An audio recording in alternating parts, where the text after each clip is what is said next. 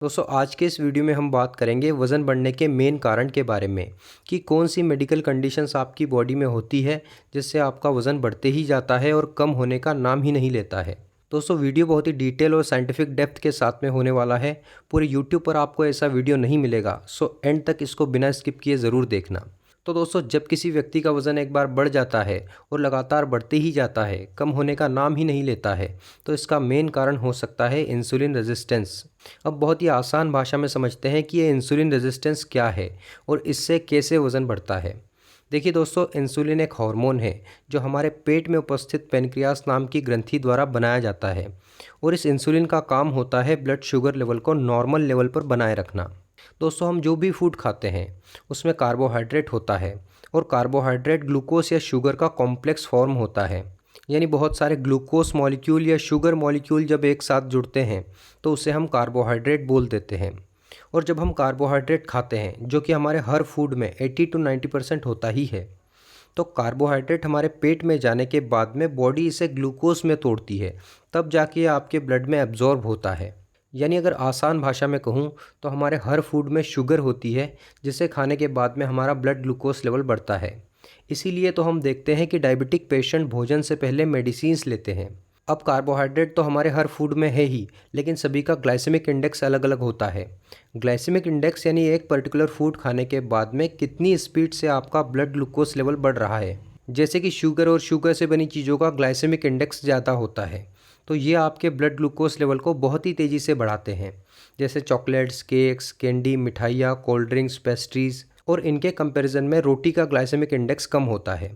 रोटी भी अगर refined carbohydrate से बनाई जाए, जैसे मैदा या फिर मैदे से बनी सभी चीज़ें, जैसे पिज़्ज़ा, बर्गर, समोसे, कचौरी, सभी पैकेट फूड आइटम्स, तो इनका ग्लाइसेमिक इंडेक्स तो बहुत ज़्यादा होता ही है, साथ ही ग्लाइसेमिक लोड भी बहुत ज़्यादा होता है।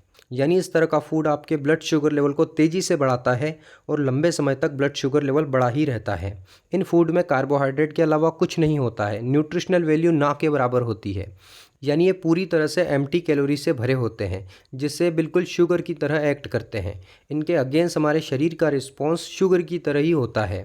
तो जब आप इस तरह के शुगरी और रिफाइंड कार्बोहाइड्रेट से बने फूड खाते हैं तो आपका ब्लड ग्लूकोज लेवल बहुत तेज़ी से बढ़ता है और ब्लड ग्लूकोज लेवल का ज़्यादा होना पेनक्रियास को ट्रिगर करता है।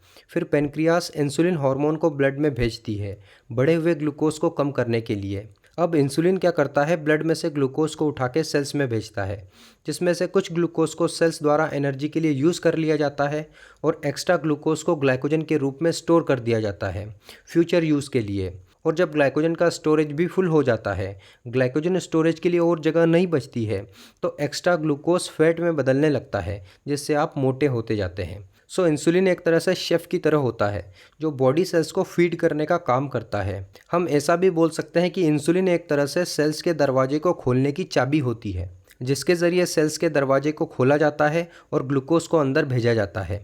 और जब एक बार ब्लड में से ग्लूकोज को सेल्स के अंदर भेज दिया जाता है, आपका ब्लड ग्लूकोज लेवल नॉर्मल स्थिति में आ जाता है, तब सेल्स द्वारा पेनक्रियास को फिर से सिग्नल भेजा जाता है कि इंसुलिन हार्मोन को बनाना बंद करो, क्योंकि सेल्स के पास में पर्याप्त ग्लूकोज है, साथ ही ब्लड ग्लूकोज लेवल भी अब नॉर्मल स्थिति में है।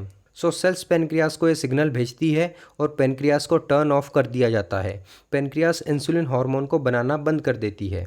अब सोचिए, आपने फूड खाया जिससे ग्लूकोज लेवल बढ़ा, जिससे कि पेनक्रियास ट्रिगर हुई और उसने इंसुलिन बनाना शुरू कर दिया, और फिर इंसुलिन ने शुगर को ब्लड में से सेल्स तक लाना शुरू कर दिया, क्योंकि इंसुलिन सेल्स के दरवाजे को खोलने की चाबी है। लेकिन इस पॉइंट पर सेल्स ने इंसुलिन को दरवाजे पर ही रोक दिया, इंसुलिन को रिस्पॉन्स करना ही बंद कर दिया।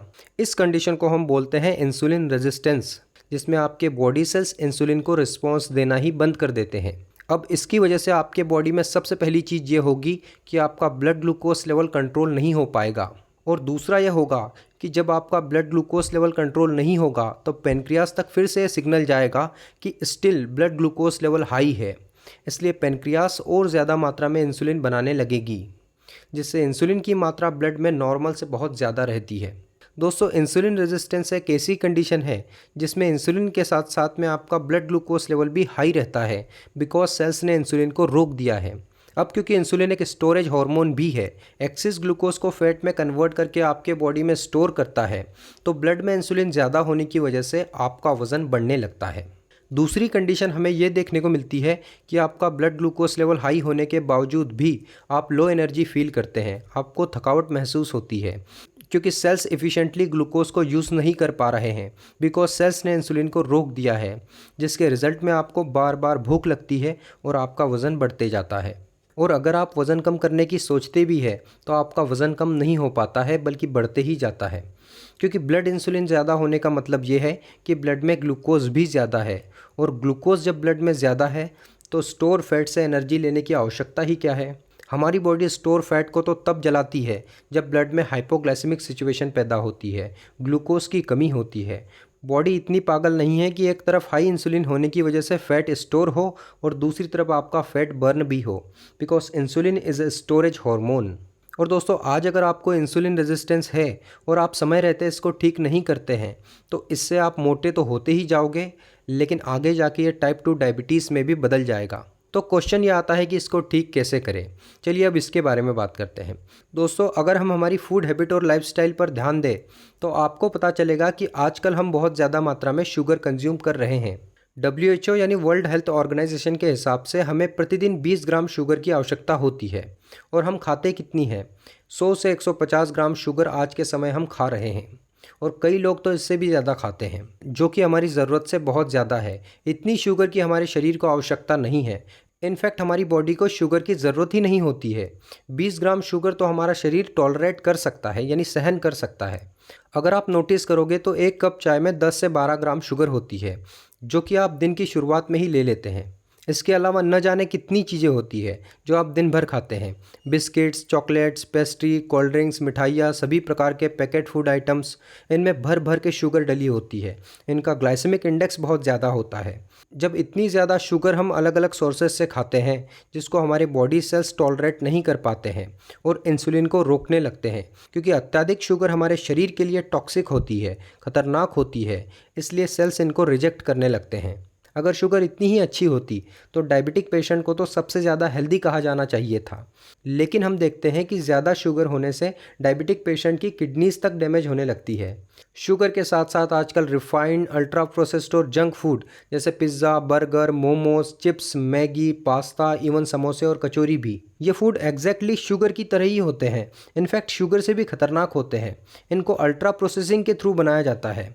इनमें रिफाइंड ऑयल डाला जाता है। स्टार्च कंटेंट बहुत ज़्यादा होता है। ग्लाइसेमिक इंडेक्स और ग्लाइसेमिक लोड दोनों ही बहुत ज़्यादा होता है, जिससे इनके अगेंस्ट हमारे शरीर का रिस्पॉन्स शुगर की तरह ही होता है। अब दोस्तों, आप ही बताइए, आज से कुछ ही सालों पहले इस तरह का फूड हमारे डाइट का हिस्सा था क्या? सिर्फ 20 सालों पहले से आज की डाइट और लाइफस्टाइल को हम कंपेयर करें तो हमको एक सिग्निफिकेंट चेंज दिखेगा।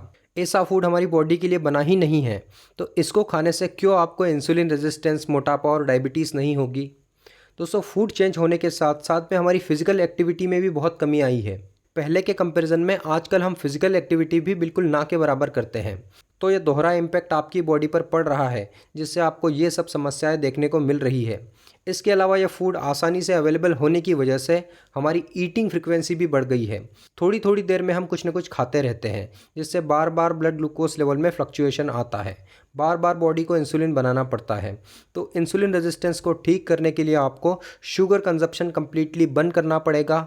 दूसरा, fast food, junk food, ultra processed food और शुगरी फूड को कम्प्लीटली अवॉइड करना पड़ेगा। आपको नॉर्मल सब्जी रोटी से भी पर्याप्त मात्रा में कार्बोहाइड्रेट मिल जाएगा। और तीसरा, फ्रीक्वेंट ईटिंग आपको बंद करना है, यानी बार बार खाने से बचना है, साथ ही फास्टिंग करनी है। अब दोस्तों, ऐसा करने से क्या होगा कि लंबे समय तक आपका ब्लड शुगर लेवल नॉर्मल रहेगा, क्योंकि बार बार खाने से शुगर में स्पाइक आता है, साथ ही इंसुलिन भी ट्रिगर होता है। और लंबी फास्टिंग करने से ब्लड शुगर लेवल लंबे समय तक कम रहता है, जिससे आपके ब्लड में हाइपोग्लाइसेमिक सिचुएशन पैदा होती है। फिर आपके शरीर में जो शुगर स्टोर है उसको भी आपकी बॉडी यूटिलाइज करने लगेगी। शरीर का ग्लाइकोजन स्टोरेज डिप्लीट होगा, तो आपके बॉडी सेल्स फिर से शुगर की क्रेविंग करने लगेंगे और धीरे धीरे शुगर को अलाउ करने लगेंगे। यानी आपके बॉडी सेल्स इंसुलिन रेजिस्टेंस से इंसुलिन के प्रति धीरे धीरे सेंसिटिव होने लगेंगे। साथ ही आपकी बॉडी फैट स्टोरेज को भी यूज़ करने लगेगी, जिससे आपका वज़न कम होगा। आपको जो फूड क्रेविंग होती थी बार बार, वो भी अब नहीं होगी। आप फास्टिंग करने के बावजूद भी पहले से ज़्यादा एनर्जेटिक रहोगे। लेकिन शर्त यह है कि आपको इन चीज़ों को स्ट्रिक्टली फॉलो करना पड़ेगा, क्योंकि ये करना इतना आसान भी नहीं होगा। शुरुआत में आपको बहुत ज़्यादा दिक्कतें आएगी, हो सकता है आपको वीकनेस भी फील हो, लेकिन 15 से 20 दिनों तक अगर आप इन स्टेप्स को फॉलो करते हैं तो आपकी बॉडी धीरे धीरे अडॉप्ट होने लगेगी। और 1 मंथ तक अगर आप फॉलो करते हैं तो इंसुलिन रेजिस्टेंस को भी ठीक किया जा सकता है। फिर आपका वज़न कम करना भी बहुत ही आसान हो जाएगा। 200% गारंटी के साथ में, दावे के साथ में मैं बोल रहा हूँ। दोस्तों, आज के इस वीडियो में इतना ही। वीडियो अच्छा लगा हो तो प्लीज़ एक लाइक कर दें, साथ ही शेयर और सब्सक्राइब करना भी ना भूलें।